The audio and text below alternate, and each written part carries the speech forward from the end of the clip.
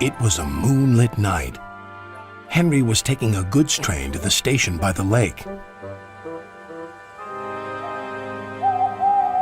"Whenever that owl hoots, a mist rolls in," murmured Edward. "There's a legend that when the mist's about, there's a ghost about too. Take care on the old line, Henry." "Stupid bird," said Henry. "Owls, mists, ghosts. Edward's going soft at the boiler. There's no mist." But Henry was wrong. "What's that?" cried Henry. "It's an amber lamp," murmured his driver. "That means proceed with caution." "Who's there?" No one replied. Henry crept slowly forward. He stopped by a tree.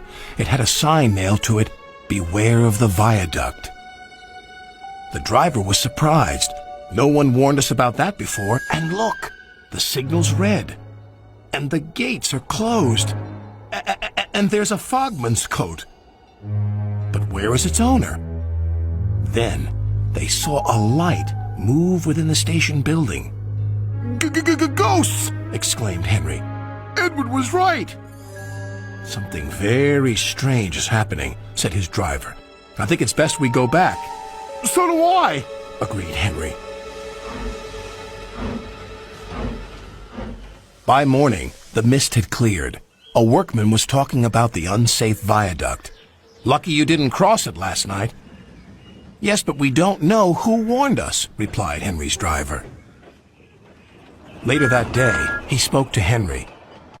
"The viaduct has been repaired. We can take our train back along the old line tonight." Henry really didn't want to. But when nightfall came, he was sizzling nicely. Suddenly, an owl hooted, and then Gordon thundered by. "Oh, look! Henry's spooked," said a freight car. "Be quiet," snapped Henry. "I'm not scared." But he was.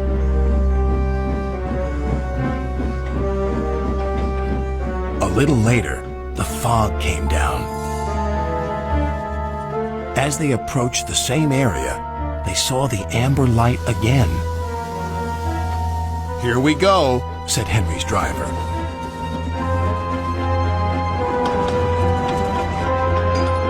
Then, unknown to Henry, the gates mysterious themselves, and the signal went red. The freight cars had seen everything, and they were spooked. "Faster, faster! There's a ghost about!" "Stop, stop!" yelled Henry.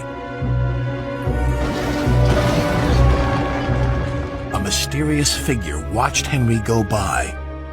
Ahead was a landslide blocking the line.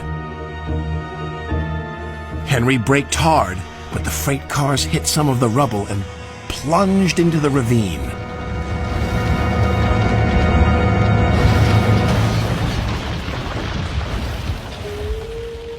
Just then, Henry's driver saw a strange sight coming towards them. "What's that?" he said. The fireman laughed. "That's our ghost. It's Old Bailey, the fogman." Old Bailey was very cross. "I tried to warn you about the viaduct. Why didn't you pay attention? Attention!" "We're sorry," replied the driver. "Is there anything we can do to thank you?" "I'd like to operate that old station. If you let me, I promise I won't spook Henry again." And in a little while, Old Bailey's wish was granted. "You and your station will be really useful," said Sir Topham Hatt. "Let's hear a hearty thank you to the friendliest, ghost on the island." Everyone cheered, especially Henry, who was the happiest of all.